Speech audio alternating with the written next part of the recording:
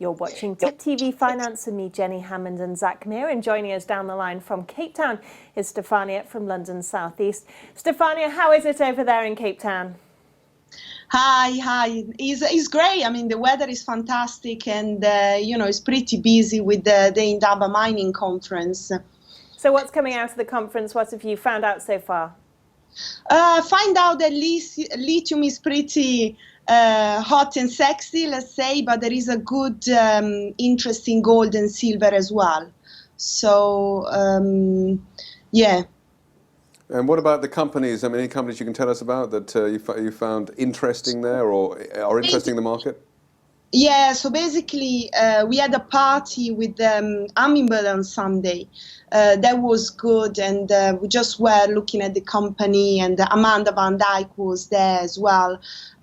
So I think a lot of interest in gold, and then we have also some interest in uranium. So Macango is here, GWIK is here, which is a TSX listed company, quite interesting. And now I'm going to go back to the conference later on today to find out a little bit more about it.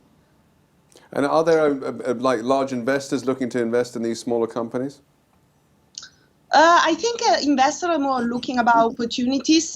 So I think here is the best place where basically you can find out company maybe listed on a Canadian market, ASX market, or even private companies. So yesterday I met the CEO of Mexican mining exploration, and he's a company that has got fantastic Mexican gold assets, but they want to stay private, not even thinking about a listing. So I think it's about find out the best opportunities. Another company pretty interesting is Look Up Diamond. So they've got fantastic diamond assets in Angola.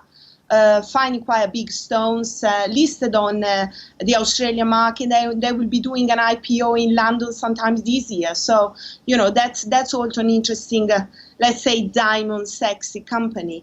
So lots of interest here in Cape Town, but I see that also the oil and gas companies, they are doing quite well. Right, and have they recovered from the fall in crude? Is it now back to normal for these companies? Sorry? Is it back to normal for these oil and gas companies after the fall in the crude price and everything else last year? Well, I think the oil price is coming back and probably is aiming to get between $60 and $70 per barrel later on in the year. So, if you have a company, they are actually producing. So today was, for instance, there was a good update from Rockcopper Exploration, which is one of the cheapest company now, oil and gas company on the market. And they basically had Premier Oil is doing a refinancing. That's good for their assets in the Falkland, the Sea Lion.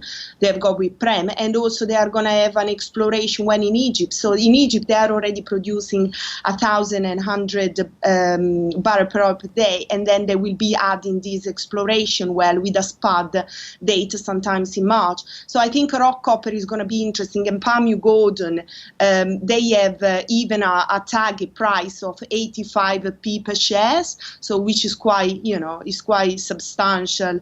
There is quite a substantial difference from the actual share price, which is, completely crazy. So I think Rockcopper is good. And then I saw also a pretty interesting update from the wholesale GWIK conglomerate company this morning, which was pretty good with upgrade of the Portland OIP figures.